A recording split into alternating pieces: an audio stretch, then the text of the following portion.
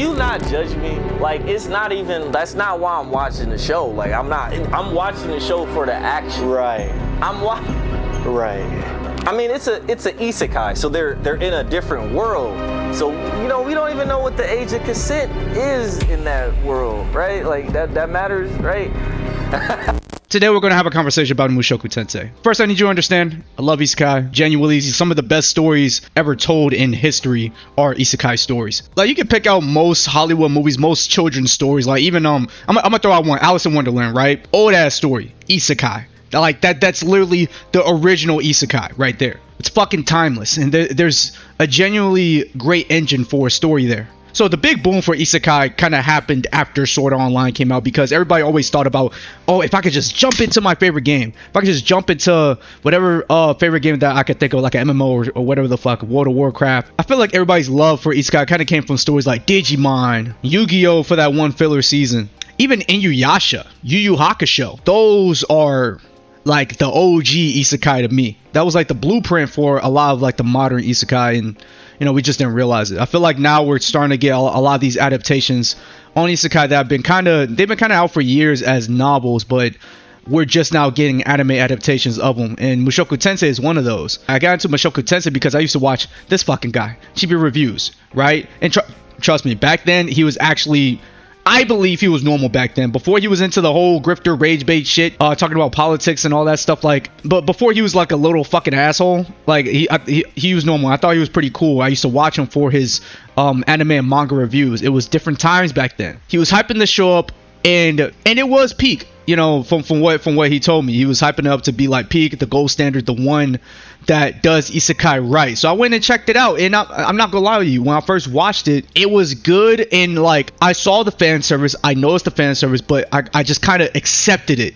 Right, I just kind of accepted all the smut, the fan service, the fucking panties in my face, the boobies in my face, the weird stuff, and like it was just something that I just accepted as a part of anime, that, you know, this is just what anime is. This is just how the show is. Whatever is being presented in front of me, like I just have to accept it as, no, this is anime. You know, this is why anime isn't mainstream, but it's cool to me, right? That's all that matters, right? But then I grew the fuck up, right? And that's the thing, because, you know, once I grew up, once I got a little bit older, my brain started to mature a little bit. Now I'm in my mid-20s. I realized I couldn't recommend the show to anybody. Like, try telling a normal person to watch Mushoku Tensei and then explain what happens in the first episode. You can't fucking do it. This 40-year-old man in a child's body just being a fucking pervert. And you're like, where are these thoughts coming from? Like, the morality kind of gets fucking weird because he's in a child's body, but he has the mind of like a fucking middle-aged dude. Before he was isekai, was he on that weird shit?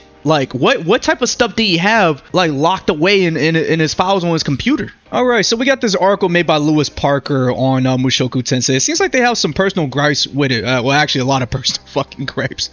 This seems like a personally, very emotionally charged article. And I'm going to leave it in the description, because I do think it has some interesting points, right? And a lot of these interesting points are the same things that I said in this video. You can check it out if you want, make your own opinion, but I'm more concerned about the comments. Well, I'm not gonna say concerned, but I'm more interested in the comments, right? I like the show for the positives, but found it hard to enjoy because the creeper parts I can excuse way too much. But as an anime fan, because anime can be very anime sometimes, and that's exactly what I'm talking about. Like, we kind of just accept these things, right? It's just like, it's a part of anime.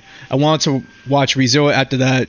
It subverts some tropes, does some better than most, has some really solid character development, and a main character that you just can't help but root for. ReZero is really good, but it has its own share of uncomfortable aspects with the resets, letting Subaru manipulate Amelia early on. He kind of tries to manipulate a lot of people, if I'm being honest with you. I'm a big ReZero fan, and I'm willing to admit that Subaru early on is a fucking dickhead, and he doesn't know he's a dickhead. He's just like he's a fucking annoying little asshole. Mushoku Tensei is different because Rudeus grows, changes, and actually ages. He suffers severe bullying, locked himself away out of fear and shame, and spent years trying to become a developer, writer, programmer, and 3D artist. None of it worked. He gave up on society and eventually on life. He ate garbage, became addicted to porn, and remained emotionally stuck as a deeply damaged young adult. Yes, it is ugly, but do you remember what pushed him there? Probably not, because that part is inconvenient. He is a victim. Oh boy. Okay, so let me gather my thoughts here. So here's the thing. I feel like a lot of people kind of excuse these things when it comes to certain people like that are either mentally ill or have a lot of like heavy baggage and trauma and stuff like that. And you know, one of these people I just, unfortunately, I know personally. What these are excuses, because it gets to a certain point where that person who's being a terrible person has to take accountability. That person who's like listen, life is, it's fucking shit, man. Like, as someone in their mid-20s, I've been through a lot of shit. I worked many jobs.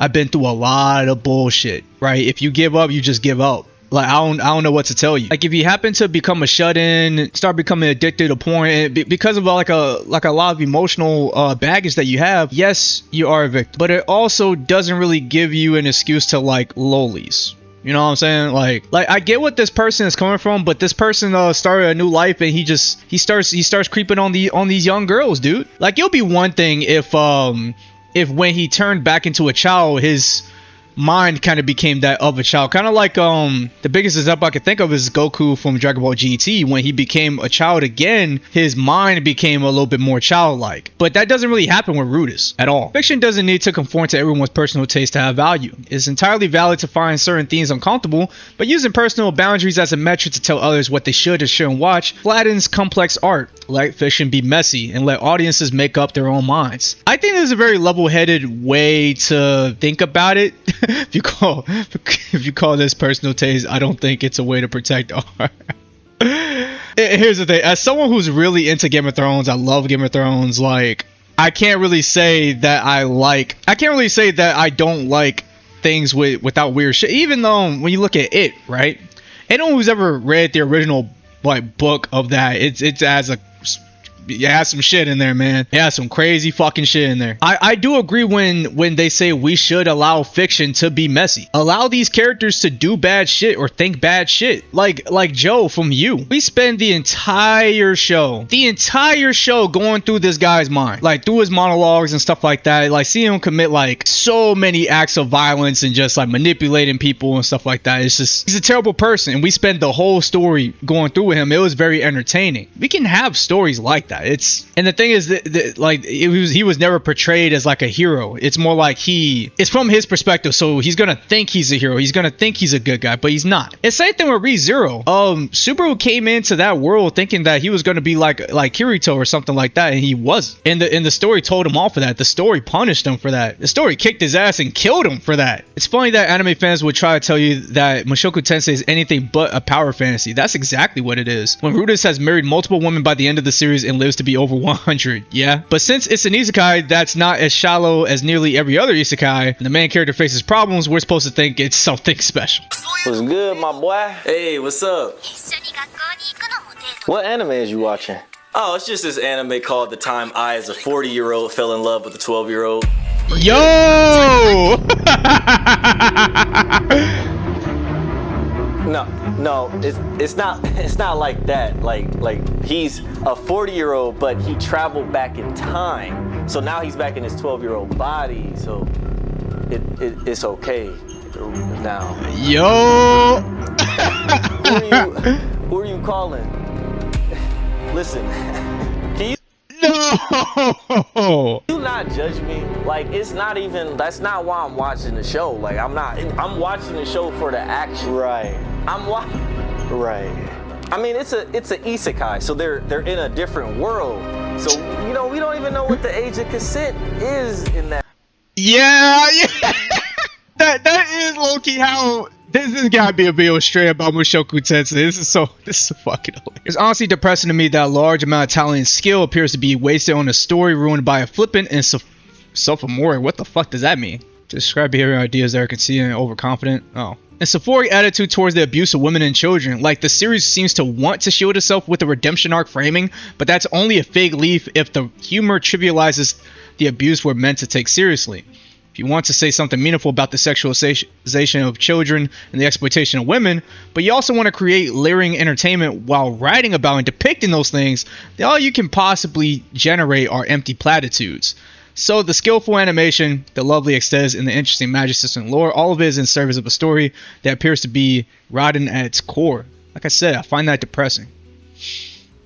Yeah, it's weird, man. It's such a...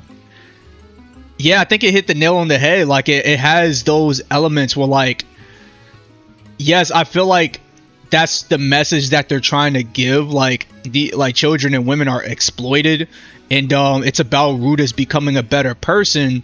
But the way it's portrayed and the way that it's executed isn't exactly the best. It could have been done better.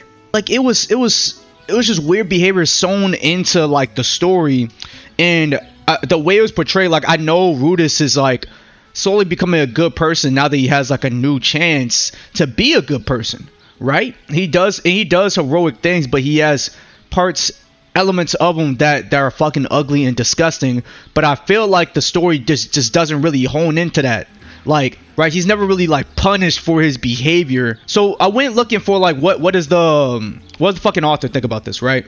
Rifujin na Maganote? Is that a real name? That's gotta be his pen name or something. But yeah, so this is the guy who wrote the original web novel, right? And the thing that surprised me is that he's not really defensive about any of it. He's not embarrassed. He just explains his thinking plainly, and honestly, it's more revealing than any fucking breakdown I could ever do. So the interviewer asks him, a relatively large part of Mushoku Tensei is about the sexual lives of the characters, including the side characters. Deviant sexual behavior is often depicted as part of the natural part of the world. What inspired you to take this kind of focus in your storytelling? This is what the author said. In Japanese creative works, there are two polar opposite approaches to depicting sexual life, as sacred or as pleasure. I suppose I got my inspiration because I thought there wasn't enough representation of the viewpoint that reproductive activity is normal to organisms. I think that among the instincts of a living creature, the urge to breed is the strongest even when put alongside the urge to eat. Most living creatures will genuinely live their lives driven by the natural desire to leave offspring behind. That inevitably goes hand in hand with sexual activity, obviously. Basically, it's a natural and important aspect of being a living creature. Because it's such an important life of an organism, it's not wrong to call it sacred. However, it's also true that sex is associated with pleasure.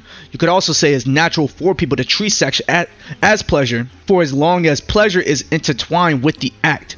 With that in mind, when depicting the world of Mushoku Tensei, I aimed for the middle ground between sacred and pleasure. That's the vibe I was going for. Incidentally, when writing the opening act of the story, I strongly emphasized Rudeus' perspective on sex as a thing of pleasure. It's only natural because he had no experience in his previous life, so the pleasure aspect was the only side he came in contact with. Consequently, there might be a lot of people who strongly feel the pleasurable side, but that shouldn't be a surprise. You don't broadcast something sacred for all eyes to see, and that kind of goes along with what intimate means. Intimate means like it's something very it's hard to really describe into words, but it's something that you only share with one other person, right? And I feel like this kind of happened with Rudeus during like when he during that sex scene with Eris, right? I think the way it was directed in the anime, it was actually done in good taste. Like it wasn't like super fan service. It was actually directed very well. But when you look at the context of that scene, it's his fucking cousin. And I'm not gonna act like I don't watch fucking Game of Thrones and House of the Dragon. They have shit like that in there too. So I can't act like it's something that I've never seen before. Like it's never been a part of any other like decent story. And honestly, I feel like his answer was worded pretty well. It's like a coherent artistic goal. He's not just going let's just show some titties right here, right? He's saying that he wanted to portray sexuality as this natural, animalistic, matter of fact part of a living world, because that is what it is. People are kind of scared of kind of accepting this as a part of themselves. Like sex is kind of demonized, right? We kind of live in a weird era where we have the most prudes along with the most sluts. I would say we got the most prudes and sluts at the same time, kind of like combating each other. And some of these prudes and sluts are the same fucking person. And what I mean by that is that they want to kind of dive into that sexual aspect of themselves, but they're too ashamed of it because we're kind of in this era where we're just shaming people for everything, especially for their own kinks, for sex and stuff like that, or even like sexuality, right? It's something that's very shamed upon. So like when it comes to the word gooner, right? I hear this word gooner a lot when it comes to like everything. They see an attractive character, they say, oh, it's a gooner character, right? They're so afraid to like see anything that it's at least a little bit attractive, or if they see other people attracted to whatever fucking character you could think of, they call it a gooner character, right? Mushoku Tensei would classify as a gooner anime. But maybe we're all gooners to some extent. I feel like that's what the author is saying, like everybody is a fucking gooner. His intention wasn't this balanced, like natural circle of life view of sexuality, but the execution, especially early on, especially filtered through Rudeus' personality and his actions, like it's just pleasure. It's fan service to him. I think the author came off from a very thoughtful perspective. And I think it's very different from whatever fan service you see in other anime. Well, they just kind of do that shit. But I think like the way it was portrayed, I'm like, damn, you could have. I don't know. I think the way it was executed kind of just doesn't vibe with me as an American man. So I do agree with the author that sexuality it's a natural part of ourselves. It's a very animal part of ourselves, right? Something that we don't like to embrace because we like to view ourselves as beyond just our natural instincts, right? It's a very human thing to think about that like, no, we're not just mere animals, right? Like there's no way we will ever succumb to like just like natural fucking animalistic desires because we view ourselves as beyond that. That comes from like our fucking ego or whatever the fuck as humans, right? And now I'm getting a little bit philosophical with this shit about fucking fan service. I'm getting philosophical about fucking fan service. But I mean that's what makes this interesting. That's what makes this show interesting. That's what makes anime interesting. This isn't a bad show, right? If you can like get past all the fuckery with it, like it's actually a pretty good show. It's well directed. It's decent, right? And that's kind of where I'm at. I still think there's a genuinely great story with Mushoku Tensei, but it's like, fuck, I wish I could recommend it to people because I can't. It has weird aspects to it, and like most of the people I know are American. Most people I know wouldn't vibe with this. They're very liberal and shit like that, you know, in terms of like their world views. I don't know about you guys, but you know, a lot of people I know just, you know, they see things like this and they see it as weird, right? I got a lot of normie friends. They would see this shit as weird. Even a lot of anime fans I know would see this shit as weird. So I got one more thing. I want to point to you guys, right? I want to hear from you guys. Do you think the author's intention actually comes through? Do you think it's just like, do you think he's just saying bullshit? Do you think I'm just saying bullshit?